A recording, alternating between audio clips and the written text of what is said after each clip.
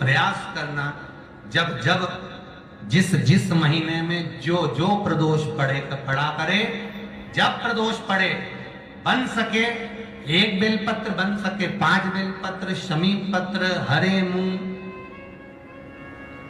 हरा मूंग, बेलपत्र, एक कलश के अंदर थोड़ा सा पानी लेकर 1 बेलपत्र, हरा मूंग, शमी पत्र डालकर और उसमें थोड़ा सा गुड़ डालकर भगवान शिव का स्मरण कर कर प्रदोष काल में, मान लो कोई काम आपका बहुत जरूरी है, बहुत दिनों से आप थक गए हैं, नहीं हो रहा, कर्जा बढ़ रहा है, धन नहीं आ रहा, व्यापार नहीं चढ़ रहा, या कोई समस्या बहुत प्रबल है, कोई एग्जाम में बैठ रहे हो, नहीं हो रहा, परीक्षा भी दे दी है, रिजल्ट आने ही वाला है, तो भी प्रदोष काल में, प्रदोष के समय वो जल, मूंग, शमी पत्र और बेलपत्र और गुड़ का शंकर के शिवलिंग को समर्पित करना प्रारंभ कर दो।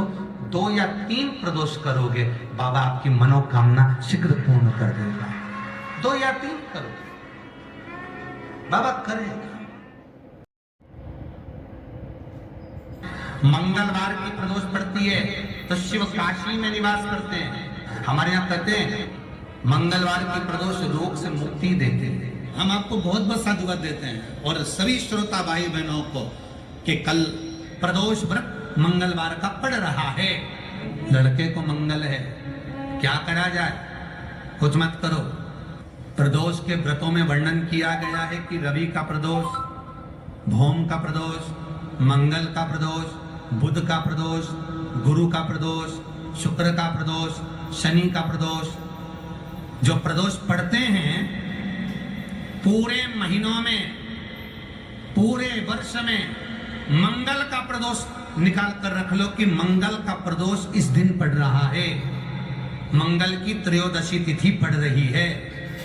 और जिन लड़का लड़की को मंगल होते हैं, जिन कन्या और वर को मंगल होते हैं, केवल शंकर भगवान के मंदिर में जाकर चौमुखी दिया, 4 बत्ती का दिया आटे का, उसमें घी डालकर लड़की शंकर भगवान के मंदिर में मात्र 7 बार शंकर पे से उतार कर, 3 बार स्वतः उतार कर शिव के मंदिर में रख देती है।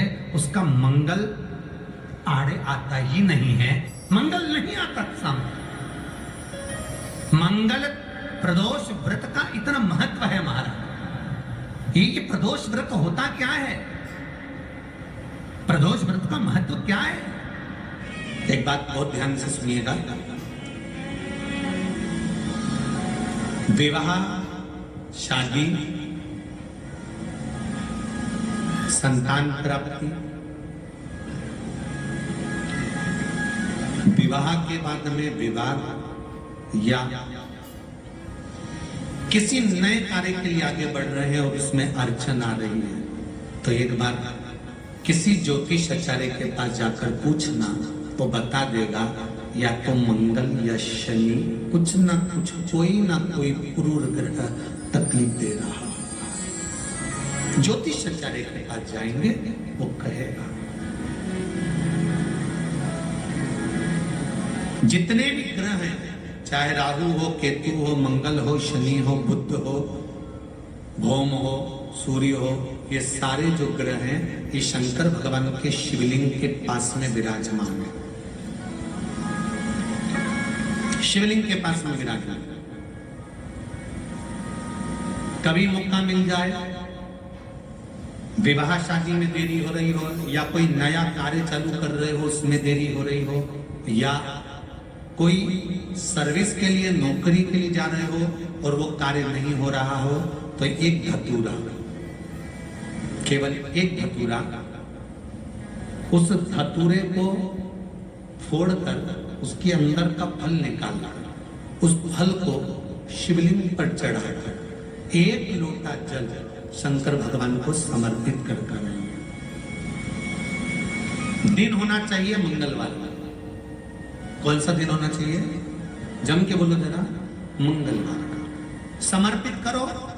उसके बाद में आप विवाह के लिए अगर समर्पित करे हैं तो विवाह में देरी नहीं होगी। व्यवसाय और व्यापार के लिए या नौकरी के लिए समर्पित करे हैं तो उसमें देरी नहीं होगी। आप स्वयं भाग्यशाली हैं, आप स्वयं किस्मत वाले हैं।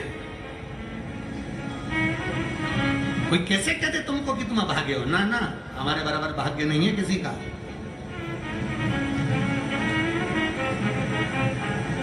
तुम्हारी ग्रह खराब है, तुम्हारे ग्रह खराब है। संभेश्वर महादेव का नाम 7 कनेर के पुष्प, कितने? 7 कनेर मालूम है? ये रोड पर जो जाते हो डिवाइडर में भी पीला पीला फूल लंबा, जो कि पशु पक्षी कोई नहीं खाता, जहरीला फूल माना जाता है। कनेर के 7 फूल, एक बेलपत्र, 7 कनेर के पुष्प सीधी बेलपत्र पर आपको रखना। 2-3 प्रदोष कर कर देखना। अगर कोई आपसे कहे कि आपका भाग्य ठीक नहीं चल रहा, आपकी किस्मत ठीक नहीं चल रही, आपके ग्रह ठीक नहीं चल रहा है, आप भाग्यशाली नहीं हो, पहले तुम वहां से उठ जाओ। उसके बाद में देवाधिदेव महादेव के पास 7 कनेर के पुष्प एक बेलपत्र में रखकर नंदीश्वर के पास में बैठकर श्री शिवाय नमस्तुभ्यम बोलकर अशोक सुंदरी वाली जगह पर स्पर्श कराकर भगवान शंकर पर 7 फूल के साथ बेलपत्री की डंडी अशोक सुंदरी की साइड हो, ऐसा स्मरण करते हुए शिव को समर्पित कर दे। वही बेलपत्री 5 बार नमः शिवाय या पंचाक्षर मंत्र, षडाक्षर मंत्र या श्री शिवाय नमस्तुभ्यम बोलकर वही बेलपत्री 3 प्रदोष, 4 प्रदोष, 5 प्रदोष, 2 प्रदोष, जितने प्रदोष आप चढ़ा रहे हैं प्रदोष काल में, वो बेलपत्री लाकर अपने कक्ष में अपने पूजन वाले स्थान पर रखते जाओ। एक बेलपत्री एक प्रदोष पर लाओगे, अगला प्रदोष आएगा, कितना अंतर पड़ता है आपके भाग्य बदलने में, आपको खुद मालूम पड़ जाएगा कि आपकी किस्मत कैसे बदलती है। मेहनत आपको करना है, परिश्रम आपको करना है, लगन आपको लगाना है, और बेलपत्री और कनेर का पुष्प शिव को चढ़ाना। शमी की जो पत्ती होती है,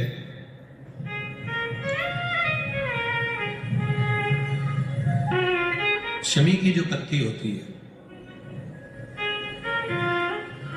एक पत्ती में जितनी पत्तियां लगी होती हैं और एक पत्ती के अंदर, जरा ध्यान देंगे, जैसे इस पत्ती में ढेर सारी पत्तियां लगी हुई है, पत्ती में से भी एक पत्ती तोड़ोगे और एक पत्ती तोड़ने पर उस पत्ती को भी अगर गिनोगे तो उसमें बहुत सारी पत्तियां होती हैं।